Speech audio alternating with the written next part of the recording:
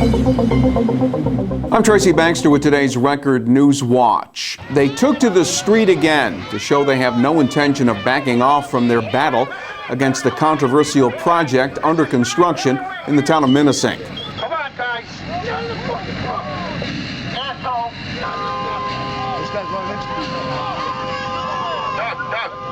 More than 80 people took part in a rally at the Jacobs Road entrance to the $43 million Millennium Pipeline project site, where a pair of 6,100 horsepower compressors and two 52-foot tall exhaust stacks are being built. And the rally drew at least a dozen state troopers, called to the scene after a group of protesters blocked the path of trucks and banged on the vehicles as the drivers attempted to leave the work site. One man was detained briefly by law enforcement, and a woman needed medical attention following the encounter with the construction vehicles.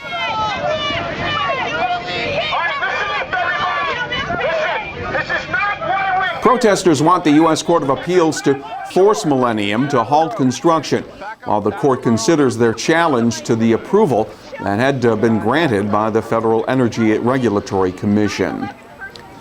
A delivery man for a Sullivan County-based energy company has been charged with felony grand larceny and falsifying business records.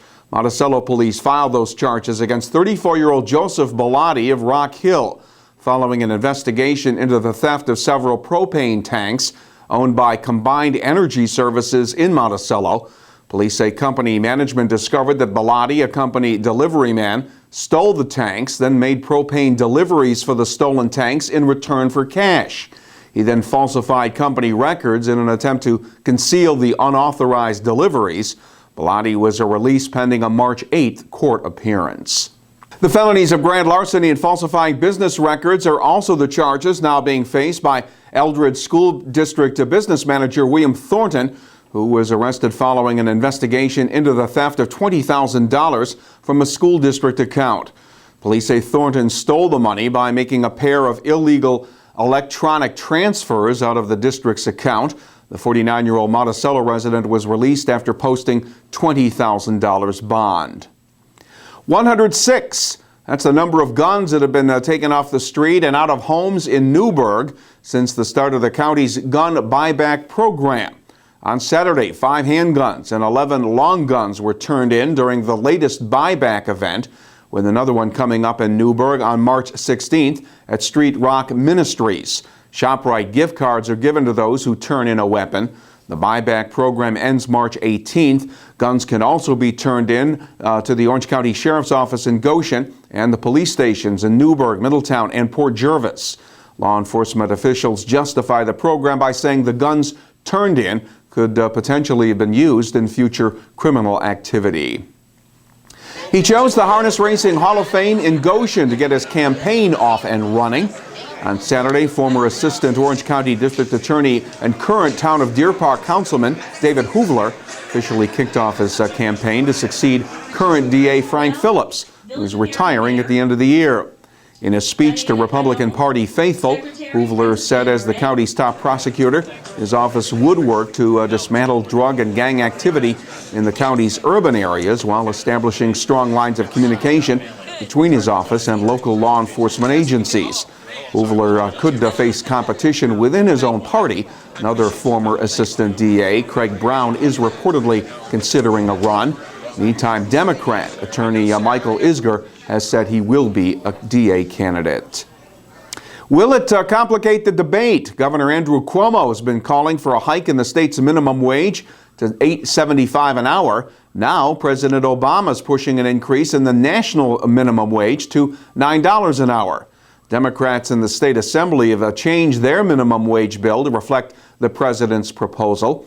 But state Senate Republicans may back off on a state minimum wage vote and wait for the national discussion to play out. Cuomo said he may take the minimum wage hike out of a state budget plan, but he is predicting an Albany deal by the end of session in June.